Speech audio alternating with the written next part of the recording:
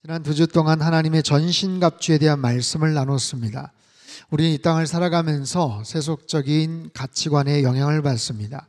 또한 우리를 넘어뜨리는 어둠의 세력들과의 치열한 싸움터 한복판에 있음을 말씀을 하세요.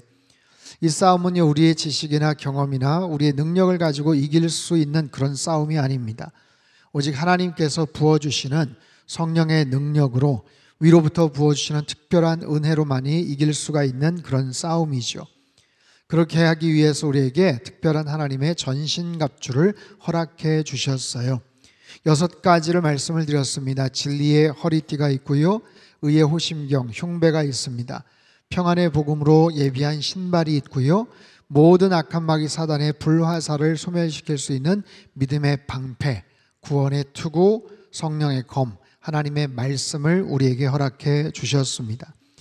여러분, 이 전신갑주는 우리를 최고의 모습으로 보호하고 또 최상의 공격으로 적을 퇴치할 수 있는 그런 공격의 무기가 됩니다. 그런데요, 사실 우리가 최고의 장비를 갖추고 마치 특수부대원처럼 우리를 완벽하게 무장한 그런 전신갑주를 장착했지만, 만약에 그 전신갑주를 입은 하나님의 군사가, 그 병사가 지휘 본부와의 모든 통신이 끊어진다면 어떻게 될까요?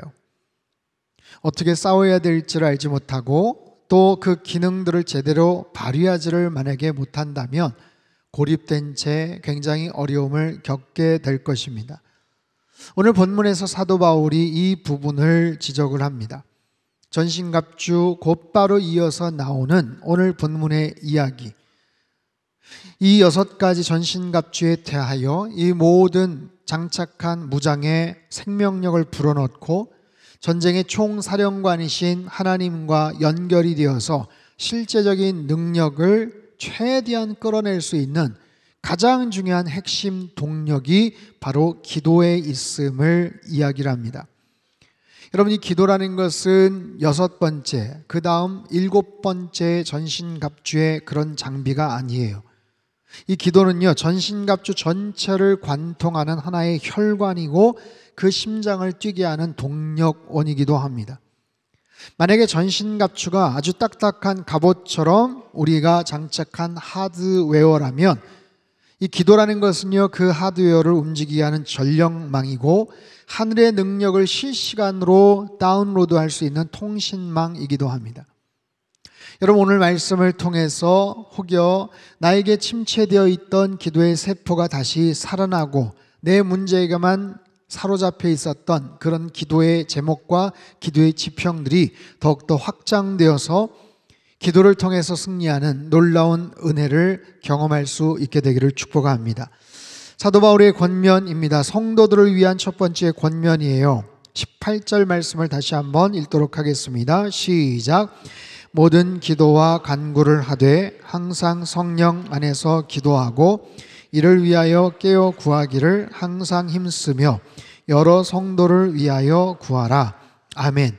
바울은 이 한 구절에서 우리가 붙잡아야 될 기도의 중요한 4가지 원칙을 아주 함축적으로 잘 설명하고 있습니다. 그 첫 번째는 기도의 다양성입니다. 모든 기도와 간구를 하되, 모든 기도와 간구예요. 어떤 특별한 목적의 기도, 특별한 장소에서의 기도, 특별하게 준비된 기도만이 아니라 모든 종류의 기도가 다 가능하다. 여러분, 흔히 기도를 너무 어렵게만, 때로는 굉장히 부담스럽고 무겁게만 생각하는 경우들이 있어요. 그것은 마치 특정한 장소에서 무릎을 꿇고 두 손을 모으고 경건한 마음을 가지고 유창하게 기도를 해야만 하나님이 들어주시는 진짜 기도인가? 라고 흔히 착각을 하기 때문에 그렇습니다. 그런데 여러분, 성경에서 말하는 기도는 굉장히 다양합니다. 우리가 믿음 생활하면서 들을 수 있는 기도, 거룩한 예배 시간, 정말 하나님 앞에 드려지는 공식 예배 때의 대표 기도나 아니면 금요 예배 때 큰 소리로 부르짖는 그런 기도를 포함해서 더 나아가서 일상에서 우리가 하나님 앞에 내어드릴 수 있는 다양한 모습의 기도들이 있어요. 여러분, 출근길이나 퇴근길, 자동차를 운전할 때나 아니면 엘리베이터를 타고 오를 때 주님 앞에 짧지만 간단하지만 하나님 앞에 진실한 마음으로 기도할 수 있죠. 사랑하는 주님, 오늘도 함께 해 주십시오. 오늘도 동행해 주십시오. 오늘도 나와 함께 하시고 지켜 주십시오. 이렇게 속삭이듯이 대화하듯이 드려지는 짧은 기도가 있어요. 가정 안에서 일을 할 때, 청소를 할 때, 설거지를 할 때 찬송을 흥얼거리면서 드릴 수 있는 찬송의 기도가 있어요.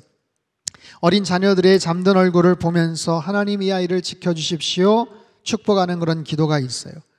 때론 억울하고 속상한 일을 당할 때, 말이 나오지 않을 때에도 하나님 앞에 눈물로 흘리는 그런 눈물의 기도나 탄식의 기도도 있죠.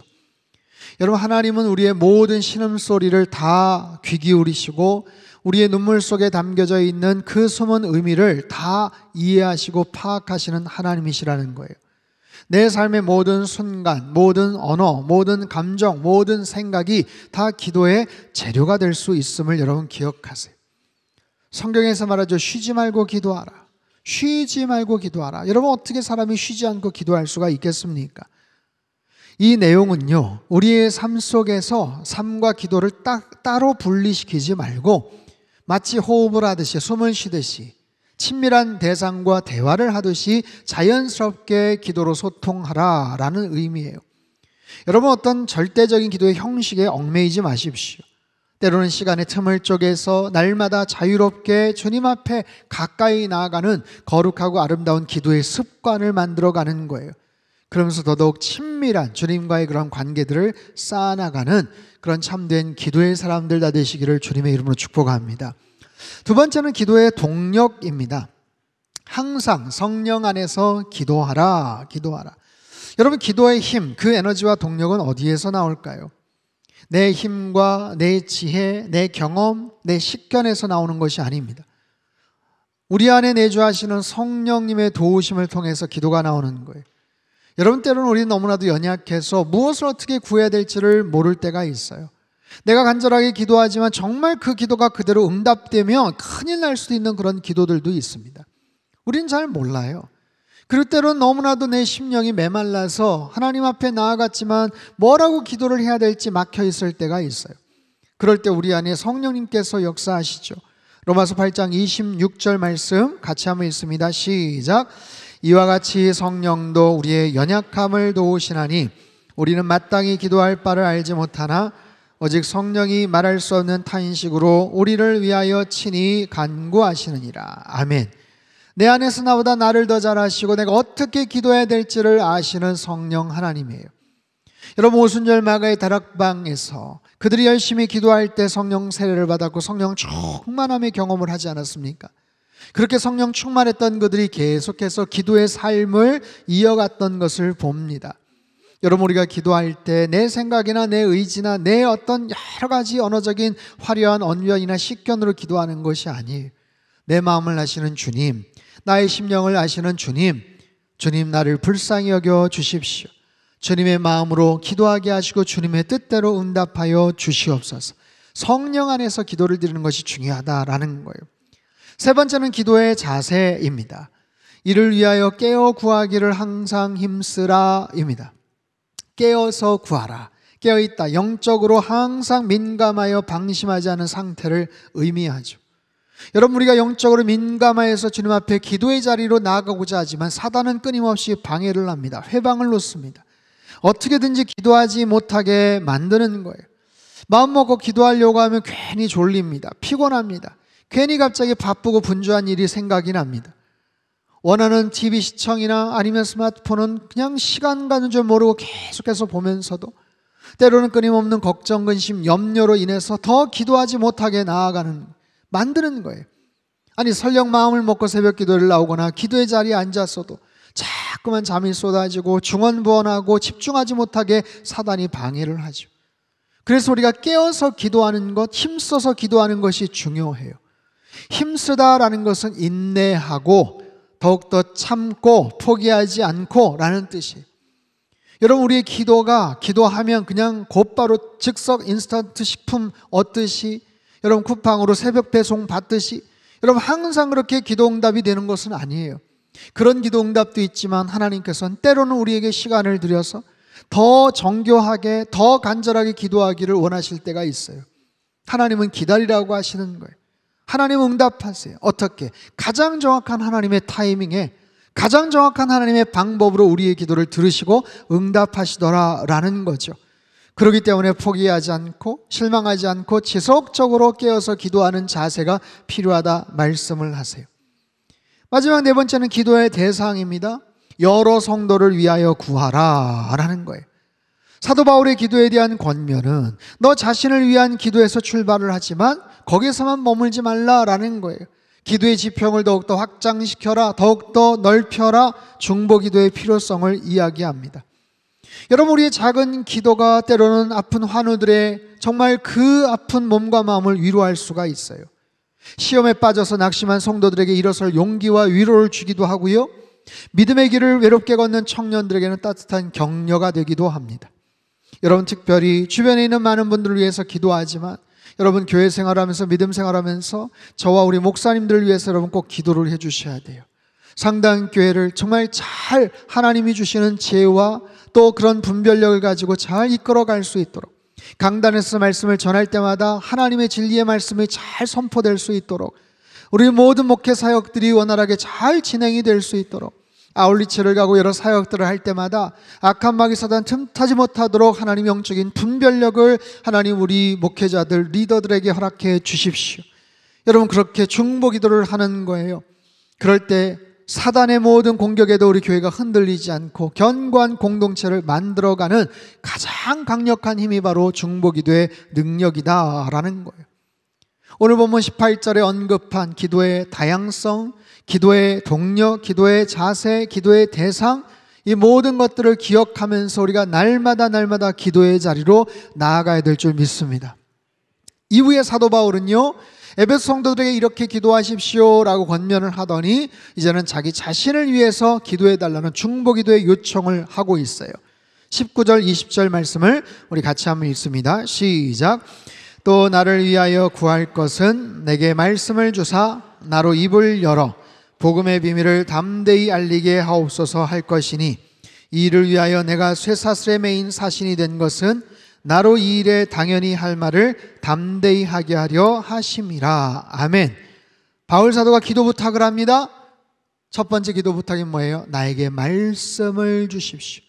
성령 하나님께서 나에게 말씀을 주시도록 여러분 기도해 주세요 라는 거예요. 여러분, 사도 바울이 누구입니까? 신약 성경의 절반을 썼어요. 수많은 교회를 개척을 합니다. 가는 곳마다 기가 막힌 설교와 말씀과 연설, 여러 가지 그런 토론을 통해서 하나님의 뜻을 전했던 정말 당대 최고의 선교사요, 목회자요, 신학자 아니겠어요? 그런 사도 바울이 자신의 지식, 논리적인 언변, 여러 가지 상식적인 그런 상황 속에서 얼마든지 마음껏 설교를 하고 말씀을 전할 수 있을 것 같은데, 그럼에도 불구하고 성령 하나님께서 나에게 그때마다 필요한 말씀을 허락해 달라고 기도 부탁을 합니다. 바울 사도는 지금 갇혀 있어요. 가택연금 상태입니다. 사람들을 만나요. 자기를 신문하기 위해 찾아오는 로마의 백부장을 만납니다. 함께 사슬에 매여 있는 다른 여타 죄수들을 만납니다. 찾아온 여러 유대인 지도자들을 만납니다. 사람이 달라요? 거기에 걸맞는 꼭 필요한 메시지들이 있을 거예요. 저들의 마음을 어떻게 꿰뚫을 수 있을까? 저들의 심령을 어떻게 변화시킬 수 있을까? 주님, 저에게 말씀해 주십시오.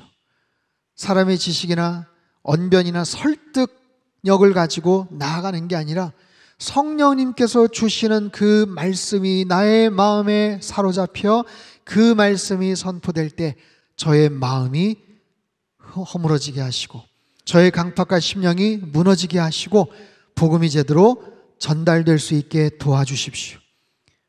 사도 바울이 말하고자 하는 이 복음의 비밀, 여러분, 이것을 비밀이라고 얘기해요. 사람들이 잘 이해하지 못합니다. 이게 어떻게 가능한 일인가? 유대인과 이방인들이 어떻게 한 형제가 될 수 있는가? 한 몸이 될 수 있는가? 율법이라는 엄청난 그 벽과 담을 십자가의 피로 주님께서 허물어 주셨어요.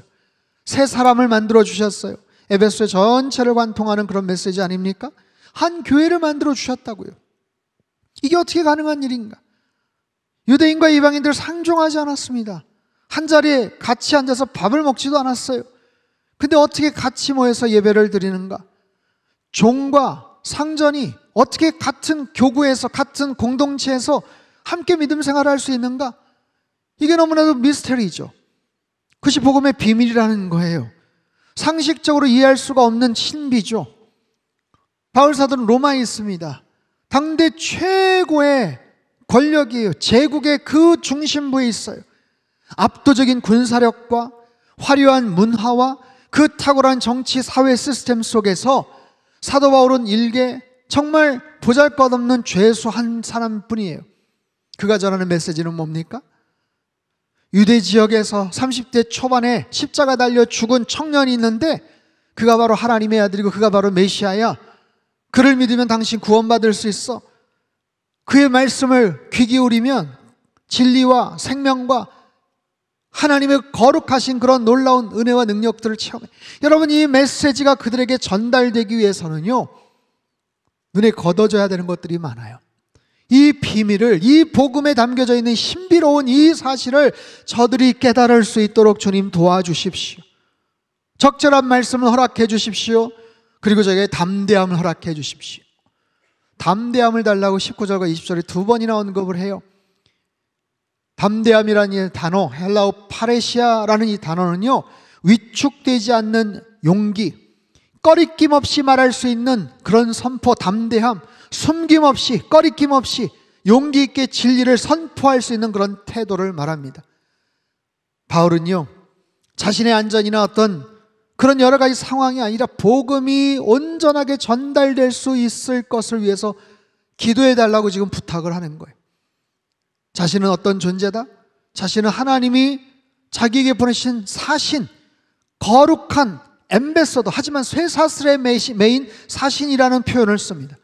자기 정체성을 그렇게 규정을 해요. 여러분, 외교적인 그런 측면에서 대통령과 황제를 대신해서 갈 수 있는 그런 외교관이에요. 그런 대사예요. 얼마나 높은 위치입니까? 함부로 할 수 없는 그런 자리죠. 근데 사도 바울은 쇠사슬의 메인 사신이다 라고 그렇게 이야기를 해요.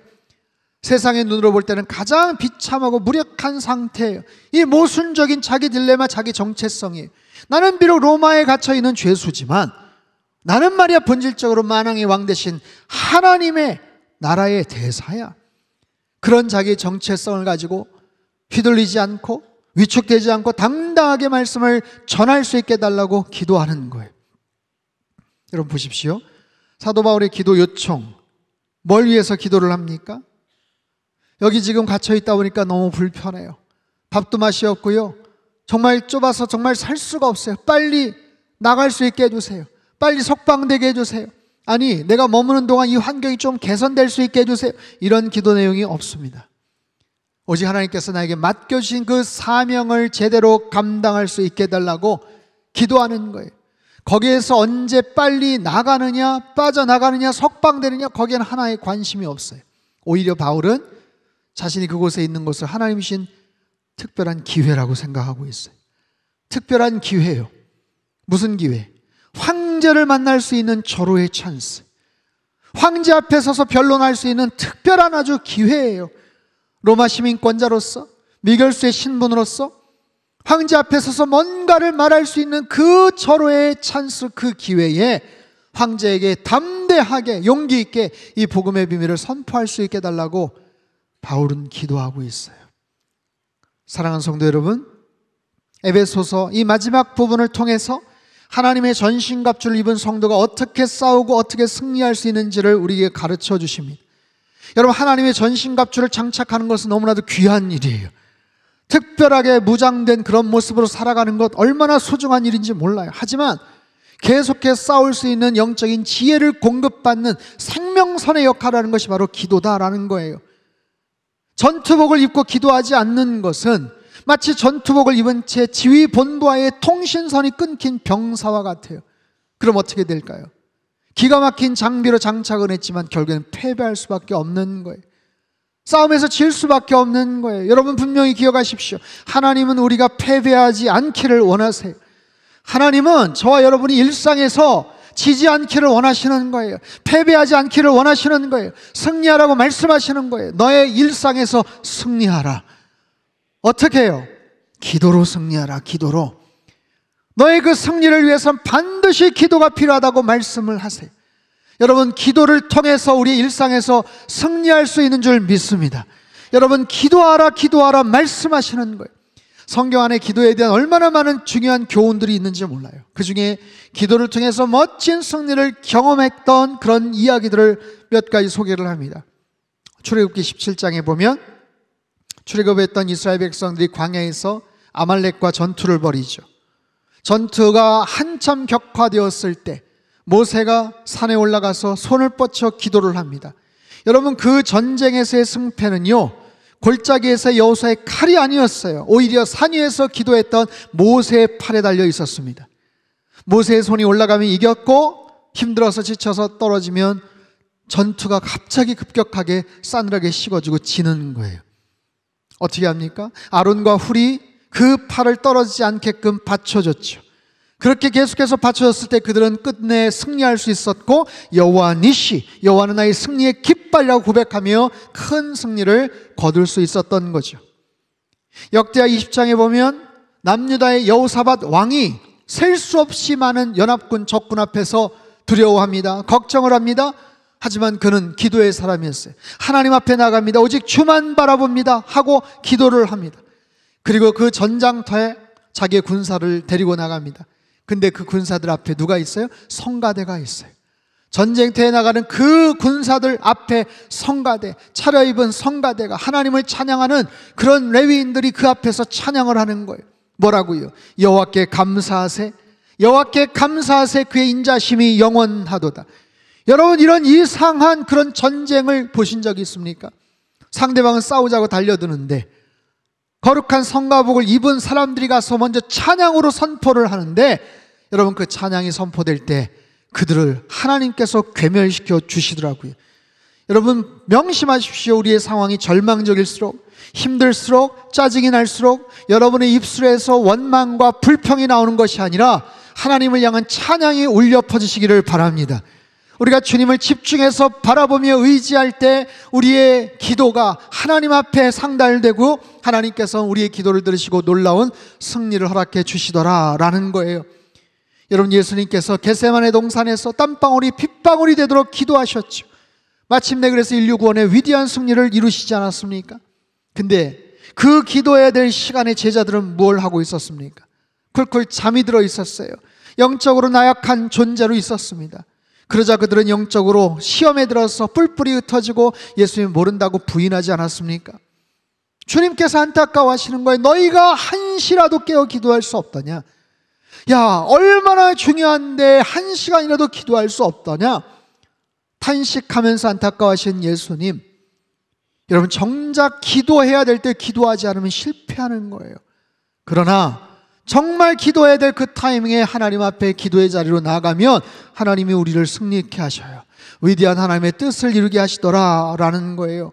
사랑하는 성도 여러분, 오늘 이 말씀을 통해서 여러분들에게 강한 도전과 마음속에 어느 정도의 찔림이 있었으면 좋겠어요. 이것은 하나님이 여러분에게 주시는 말씀이에요. 사랑하는 아들아, 사랑하는 딸아, 말씀하시는 거예요. 너희들 기도로 승리하라. 기도로 승리할 지어다. 사랑하는 아들아, 딸들아, 너희 앞에 놓인 그 문제들을 보고서 기도하지 않겠느냐? 어찌하여서 기도하지 않느냐? 기도로 승리하라고 말씀하세요. 너의 그 문제 기도하면 승리할 수 있다고 말씀하세요. 너의 간절한 그 소망, 그 답답한 그 심령, 기도하면 내가 해결해 줄 거다라고 말씀하세요. 여러분 안에 태산과 같은 어떤 문제든지 하나님 앞에 기도의 자리로 나아가세요. 그럴 때 놀라운 승리의 깃발을 흔들게 될 줄 믿습니다. 우리를 끊임없이 괴롭히는 여러 가지 문제들이 있어요. 뒤에서 아주 야비하게 공격하는 아말렉과 같은 그런 군대가 있어요. 우리 앞에 정말 이게 도저히 가능할까 싶은 연합군과 같은 그런 군대들이 있어요.